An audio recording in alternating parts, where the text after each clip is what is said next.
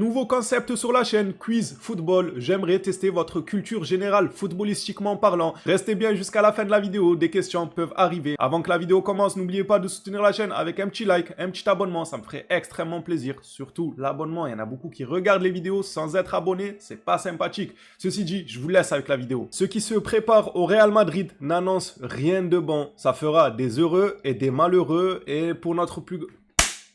Olé, en direct les gars. Enfin bref, voilà, c'est un peu ce qui va se passer durant ce mercato actualité.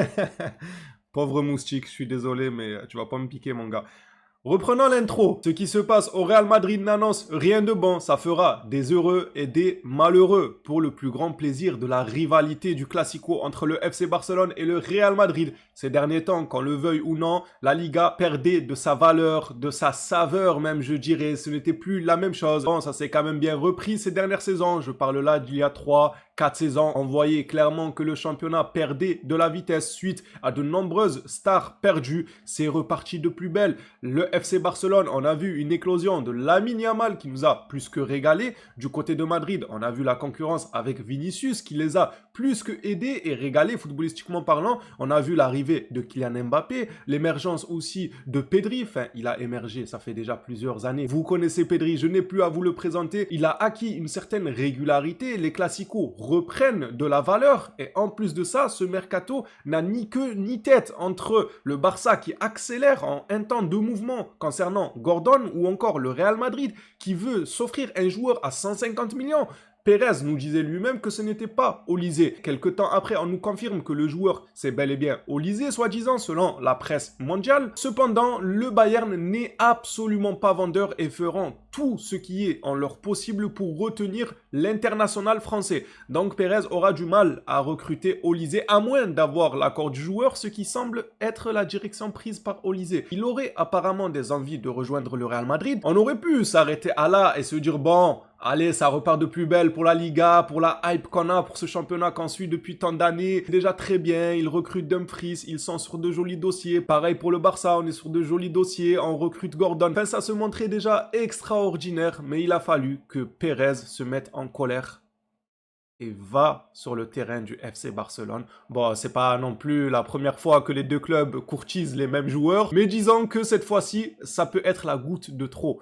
Pérez veut mettre 150 millions sur un joueur inattendu, une bombe exclusive que personne n'attendait et que ça se fera probablement pour 150 millions. Là, voici l'information qui nous vient de GL Sanchez. Quand j'ai entendu le nom de l'autre joueur à 150 millions, pas Olysée, il nous précise, j'étais choqué, je ne pouvais pas parler. Pour 150 millions, le deal devrait se faire. Je ne dirai rien de plus maintenant. Suite à ce communiqué, de nombreux internautes ont eu l'idée de Julián Álvarez. Et je vais vous dire, selon moi, pourquoi ça pourrait être une possibilité que ce soit Julián Álvarez. On parle là d'une offre à 150 millions. Je vous rappelle que l'Atlético Madrid discuterait que pour une offre à 150 millions pour leur international argentin. Ils ne veulent pas entendre d'une somme plus basse que ça. Le Barça de leur côté, ainsi que Laporta, nous a déclaré il y a quelques mois qu'il ne voulait pas casser sa tirelire pour ce genre de joueur et que nous ne sommes pas en mesure de mettre 150 millions sur Julián Álvarez.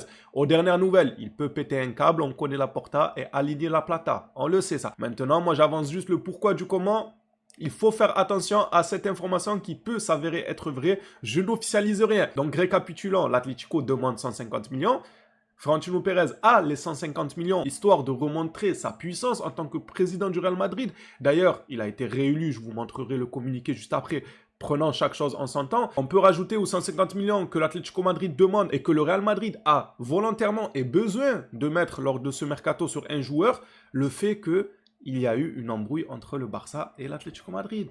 Bien sûr, tuez l'Atlético Madrid. Mettez-vous à leur place 2 secondes. Un club vient...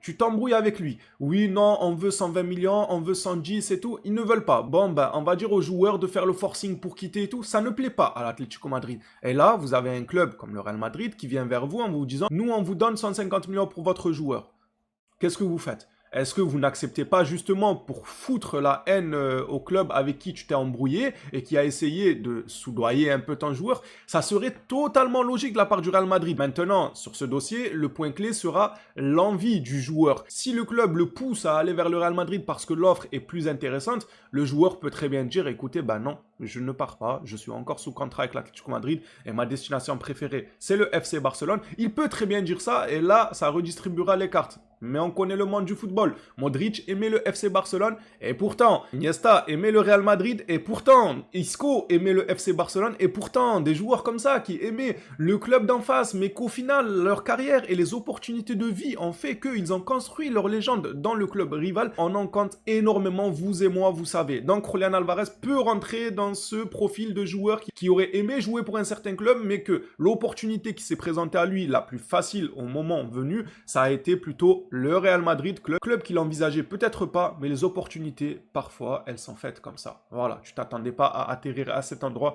eh bien, tu finis par y être. Évidemment qu'en cas de recrue de Julián Álvarez, la tension entre le Barça et le Real Madrid grandirait, mais pas d'un pas, les gars, de je ne sais combien de pas. Je pense que ça sera inédit et ça nous rappellera des années sombres, très sombres entre les deux clubs lorsqu'ils se chippaient des joueurs, allant jusqu'à inclure une clause de non-agressivité. Regardez jusqu'où ils sont arrivés quand même, les gars. Ils ont mis une clause de non-agressivité. Lorsque j'ai un joueur dans mon club, tu n'as pas le droit de faire une offre, de le soudoyer, de lui dire que tu as envie de rallier le club rival. C'est une clause de non-agressivité qui existe bel et bien depuis de nombreuses années. Alors imaginez maintenant, si nous, au Barça, on court derrière ce joueur depuis plusieurs saisons et que le Real Madrid vient le shipper avec une offre beaucoup plus grande, oh là là là là, j'ai hâte des classicos. Mais on va se régaler pendant les classicos. C'est pas tout, parce que c'est déjà énorme. Mais ça pourrait être encore pire. Pepe pourrait rallier le staff du Real Madrid. Pepe, les gars. Celui qui a fait que les Classicos avaient passé une étape supérieure. On connaît le passif de Pepe, Ramos, on le sait ce qu'ils ont fait à notre pauvre Léo, malheureusement. Pêcheur, le petit bout de chou, il lui écrasait les mains à chaque Classico. Lui va revenir dans le staff, avec Mourinho à la tête du club. Les Classicos là. Soyez prêts. Non, soyez prêts. Dites pas qu'on vous a pas prévenu après. Ils affichent la réélection de Florentino Pérez. C'est officiel. Pérez est réélu président du Real Madrid. Bientôt 23 ans de présidence au club. Et vous pouvez maintenant y ajouter 4 années supplémentaires. Ce qu'il prévoit déjà cet été au Real Madrid. Mourinho, on le sait. Dumfries et Konaté, on est au courant aussi. Ça devrait être les premières recrues des merengues. Retour de Nico Paz et Hendrik. Les autres pistes rêves du duo Pérez-Mourinho seraient Bernardo Silva, Joao Neves, Matheus Fernandez, Vitinha et Michael Olise. Voilà en ce qui concerne le mercato. Moi, je vais donner un avis neutre en étant quelqu'un d'externe au club. Je vous le dis, Pérez, le fait qu'il soit réélu, il n'y a aucun scandale. J'ai vu que certains merengues étaient tentés par le projet du gars là qui sort de nulle part, qui selon moi est une opposition contrôlée bien évidemment, mais Pérez c'est le Real Madrid. Sa réélection n'a rien de scandaleux, absolument pas. Le type c'est vraiment le Real Madrid. Je sais pas comment ça se finira entre lui et ce club, mais en tout cas sa legacy il l'aura écrit. Il se sera imposé comme l'un si ce n'est le meilleur président de tous les clubs. Et je parle là objectivement, je ne m'invente pas une pseudo-personnalité parce que le mec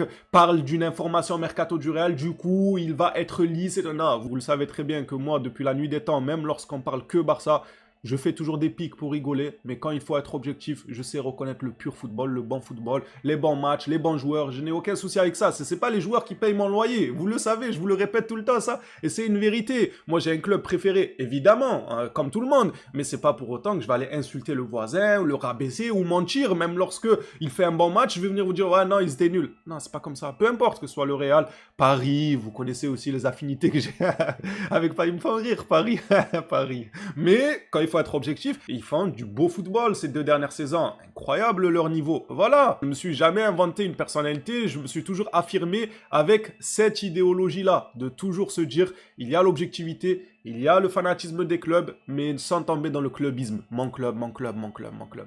Bref, Pérez, c'est le Real Madrid. Moi, ça ne m'étonne pas. On va clôturer cette page de mercato sur le Real Madrid par Olise et Gvardiol. Gvardiol qui est aussi suivi par le FC Barcelone. Et Bernardo Silva, dans le communiqué d'avant, lui aussi est suivi par le FC Barcelone. Non, le mercato, il est explosif. Ça va être incroyable. Ce mercato, il n'y aura pas de retour en arrière. Même peut-être que ça peut être le détonateur qui fera que la clause de non-agression va sauter. Peut-être qu'elle n'existera plus après ce mercato. Que les deux clubs se diront, bon, allez, vous voulez jouer à ça, maintenant on enlève la clause et que chacun fasse ce que bon lui semble. Ouh là là là là là là. Je ne sais pas si je dois avoir peur ou pas. J'irai pas jusqu'à là quand même, mais disons que c'est pas rassurant. C'est pas rassurant.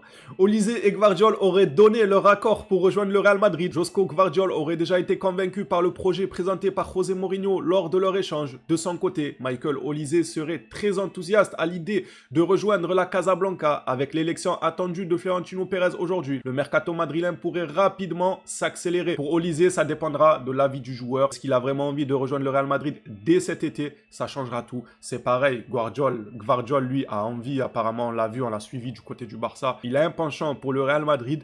Il y a aussi Julián Alvarez, dossier rocambolesque, on pourrait en faire une série. Peut-être qu'il y aura une adaptation sur Netflix de ce dossier lorsqu'on aura le dénouement, surtout si ça prend cette tournure-là, les gars.